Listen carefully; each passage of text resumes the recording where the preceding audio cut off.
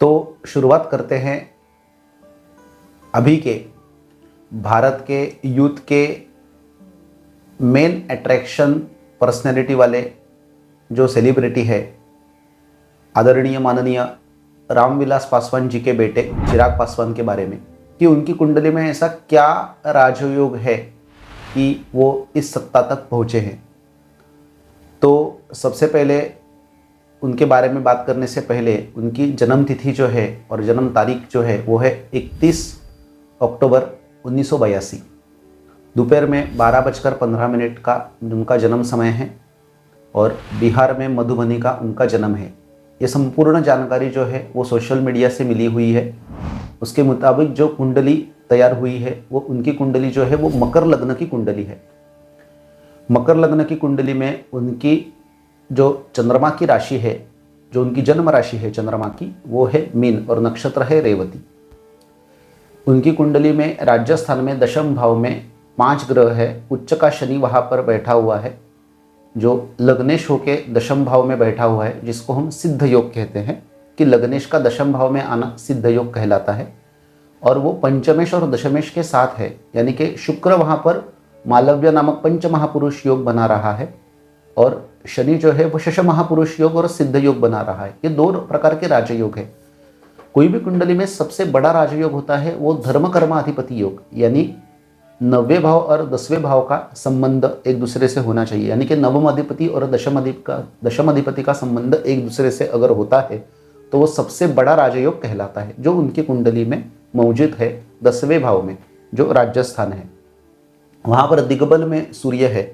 जो सूर्य जो है वो वहाँ पर तुला राशि का है, जो डेबिलेटेड है और वो दिग्बल में है। वो अष्टमेश होके दशम भाव में है। 6वें भाव में शत्रुहंता योग राहु बना रहा है, जो आर्द्रा नक्षत्र में है। और व्यय भाव में केतु विराजित है मंगल के साथ, जो मंगल केतु की नक्षत्र में है, जो मूला नक्षत्र है। अभी गौर करिएगा कि इस कुंडली में दशम भाव में 5 ग्रह है और अभी उनकी जो दशा है वो चंद्रमा की दशा है। कुंडली में चंद्रमा जो है वो रेवती नक्षत्र में है और रेवती नक्षत्र के वो 4th चरण में है। यानी कि जब उनका जन्म हुआ था तो उनको बुध की दशा प्रारंभ हुई थी आरंभ से, क्योंकि रेवती नक्षत्र का जो नक्षत्र अधिपति है, नक्षत्र स्वामी है, वो है बुध ग्रह। और बुध ग्रह मकर लग्न की कुंडली में कारक होता है, वो नवमेश होता है। वो दशम भाव में जो उनके कुंडली में मौजूद है जन्म के समय, ये धर्म कर्माधिपति योग में मौजूद है और केंद्र में त्रिकोण का अधिपति आने से ये एक राजयोग कहलाता है। बाद में उनको जो दशा आई वो दशा केतु की आई, जो केतु उनके व्यय भाव में है, यानी कि 12वें भाव में है। उसके बाद उनको शुक्र की दशा आई। चिराग पासवान 2011 में एक फिल्म में दिखाई दे रहे हैं कंगना राणावत के साथ। अभी ये फिल्म सिटी में कैसे आए, कुंडली के अगर बारे में हम सोचेंगे तो फिल्म का कारक होता है शुक्र ग्रह और छायाचित्र का कारक होता है राहु ग्रह। तो फिल्म सिटी का कारक ही शुक्र ग्रह है, जो कुंडली के 10वें भाव में दशमेश होके लग्नेश के साथ है, जो एक बहुत बड़ा राजयोग कहलाता है। अभी देखो, कोई की इंसान के कुंडली में 10th हाउस जो है वो लग्न के बाद सबसे महत्वपूर्ण हाउस इसीलिए है क्योंकि 10th Lord and 10th house आपके कर्म की डायरेक्शन को, कर्म की दिशा को निश्चित करते हैं। तो वहाँ पर शुक्र देवता जो बैठे हुए हैं वो मालव्य नामक पंच महापुरुष योग में बैठे हुए। इसी कारण, इसी चलते शुक्र की महादशा में जब उनको बुध का अंतर आया, क्योंकि 9th Lord and 9th house आपको फेम देता है, लाइमलाइट देता है।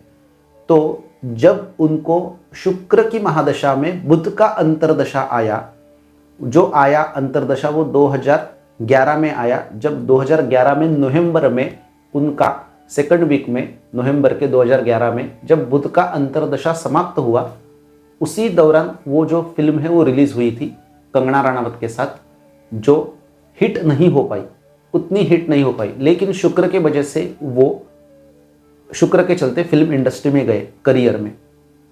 अभी दशम भाव में एक और प्लैनेट है जो सूर्य है। अभी सूर्य जो है वो गुरु का मित्र ग्रह है, लेकिन वो शुक्र शनि और बुध के लिए सम है, लेकिन शुक्र और शनि का वो शत्रु ग्रह है, लेकिन वो दशम भाव का कारक है।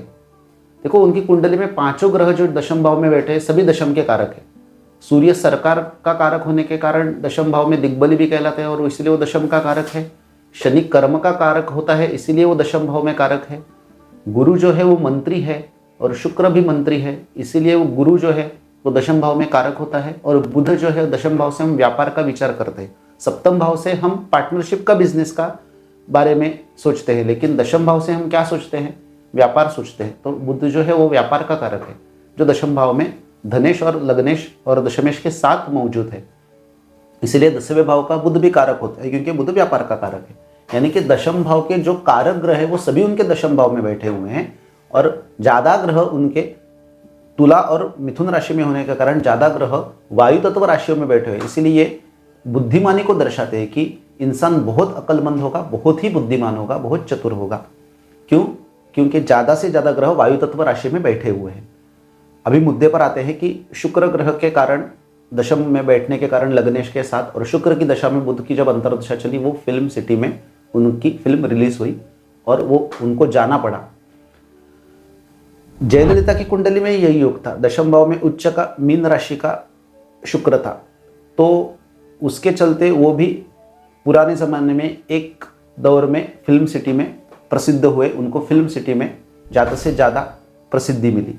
सेम यही कंडीशन हुई, लेकिन यहाँ पर ज़्यादा ग्रह दशम भाव में है, शनि भी है, बुध भी है, रवि भी है। अभी आदरणीय रामविलास पासवान का जब स्वर्गवास हुआ, उसके बाद चिराग पासवान का पॉलिटिक्स में, राजकारण में उन्नति हुई। ये क्यों हुआ? क्योंकि 10वें भाव में सूर्य डेबिलेटेड है।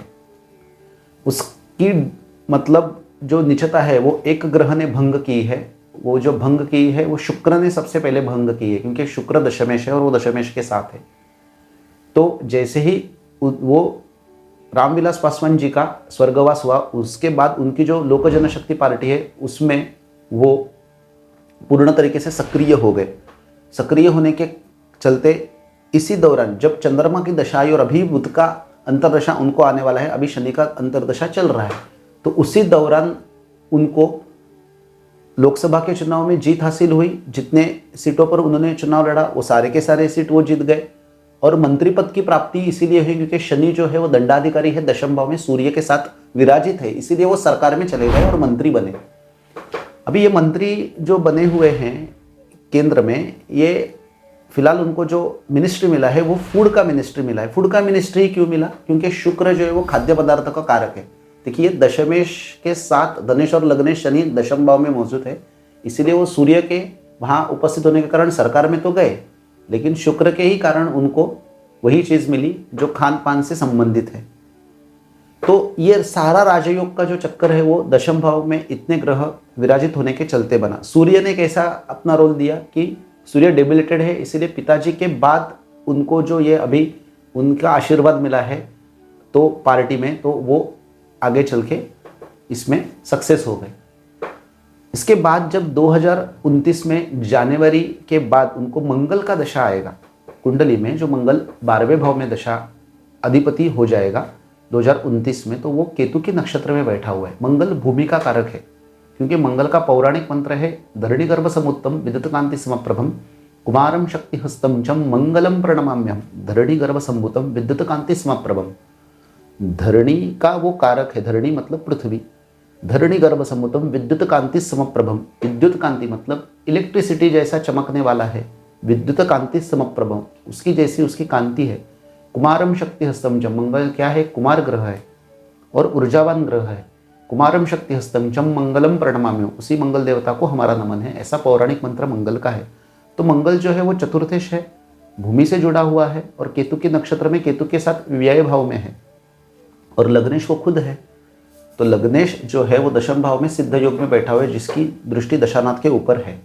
तो जब 2029 में उनको मंगल की दिशा आएगी, तो उसके बाद उनको क्या रखना है ख्याल? तो उनको अपने सेहत का ख्याल रखना है, क्योंकि व्यय भाव में मंगल विराजित है, जो उनको सेहत में तकलीफ दे सकता है, ऑपरेशंस दे सकता है। तो मंगल के चलते उनको सेहत के बारे में ख्याल रखना है।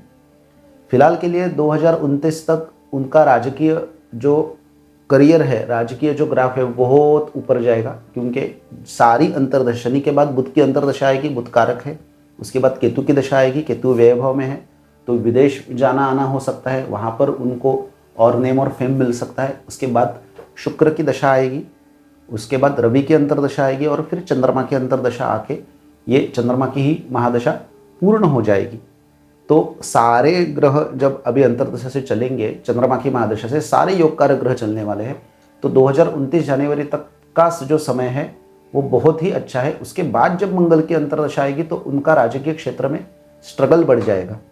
देखिए, मैं एक इस पत्रिका के अनुमान से एक कहना चाहता हूँ कि जो फूड का उनको डिपार्टमेंट मिला हुआ है उसमें डेवलपमेंट मैक्सिमम करने के लिए इसी पत्रिका के चलते उसमें वो काम बहुत अच्छे तरीके से तो होगा, लेकिन उसमें ध्यान यही रखना है कि जब फुल डेवलपमेंट का कोई प्लांट अगर ये मिनिस्ट्री ने बिहार में चला दिया तो जमीन से जुड़ा जितना भी कार्य है उसमें उनको सावधानी रखनी है, क्योंकि उनका व्यय भाव में मंगल है, वही सबसे ज़्यादा उनको डेवलपमेंट में तकलीफ देने वाला है।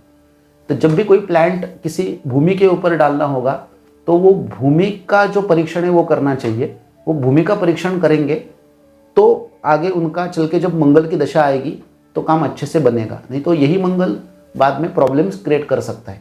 इसीलिए भूमि का परीक्षण अच्छे तरीके से होना चाहिए। जो भूमि का परीक्षण अच्छी तरीके से होगा इसी कुंडली के अनुसार, तो आगे चल के वो जो पीरियड है मंगल का आने वाला है 2029 जनवरी के बाद, तो वो जो पीरियड है वो तकलीफ में नहीं लाएगा। तो 5 ग्रहों ने तो उनको फेम तो दे दिया, नेम दे दिया, सब कुछ दे दिया। चंद्रमा की महादशा में जब शनि का अंतर आया और अभी शनि के बाद बुध आएगा, केतु आएगा, फिर रवि आएगा, फिर चंद्रमा आएगा, फिर मंगल आएगा और फिर ये दशा पूर्ण हो जाएगी। मंगल के दशा में ज़्यादा से ज़्यादा फॉरेन रिलेटेड जितने भी कामकाज है वो अगर वो करेंगे तो उसमें सबसे ज़्यादा फेम और नेम मिलेगा, उसमें आय बढ़ेगी, क्योंकि आयेश जो है एकादश स्थान का अधिपति है वो 12वें चला गया है।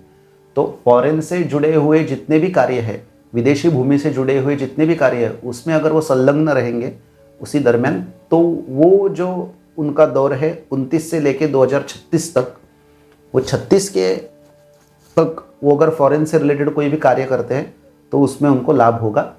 2036 से 2036 के फेब महीने के बाद जब उनको राहु देव की महादशा आएगी, यानी कि राहु देव का जो पीरियड चलेगा, तो राहु आर्द्रा नक्षत्र में है, नवमांश कुंडली में वो कुंभ राशि में है, तो आर्द्रा नक्षत्र में है। जो राहु जो है वो वर्गोत्तम तत्व वर्गोत्तम स्थिति में है और मकर लग्न के लिए वो कारक भी होते हैं क्योंकि लग्नेश के मित्र है और 6वें भाव में पाप ग्रह शुभ फल देते हैं। तो राहु यहाँ पर शत्रुहंता योग भी बना रहे हैं और दूसरा एक अच्छा योग बना रहे हैं कि राहु 6वें भाव में और गुरु केंद्र में है। तो ये सबसे हाईएस्ट जो है वो लक्ष्मी कारक योग है, जो लक्ष्मी प्रदान करेगा उनको 2036 के बाद। तो लक्ष्मी सारे प्रकार की होती है और फेम ज़्यादा से ज़्यादा देगा, क्योंकि राजनीति का कारक ही राहु है जो 6वें भाव में है, मतलब शत्रु को परास्त करेगा, फेम देगा, नेम देगा। ये सब कुछ चीज़ें राहु के कारण मिलने वाली है जब राहु की दशा 2036 से होगी। 2029 से लेकर 2036 तक का राजनीति का जो दौर है वो थोड़ा स्ट्रगल का रहेगा, उसमें मेहनत ज़्यादा होगी।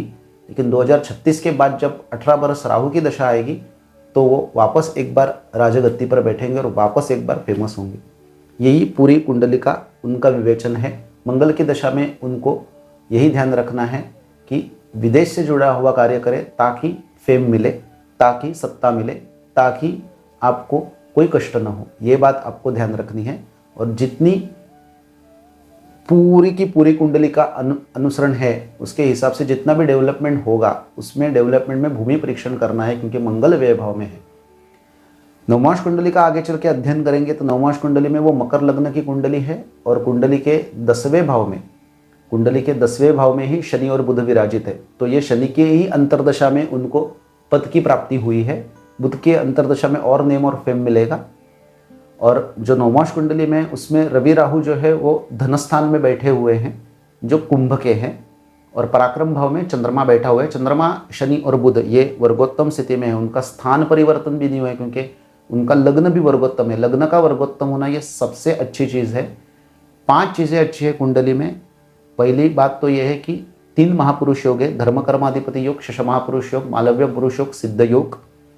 और दूसरा एक भाव की सूर्य का जो डेबिलेटेड सूर्य है वो अपने पिता के बाद ही इसीलिए राजनीति में सक्रिय हो गए। 5 महापुरुष योग है जो उनको नेम और फेम दे रहे हैं, आगे चल के भी देंगे।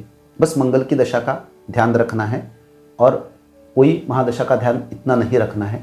श्री शिवाय नमस्तुभ्यम।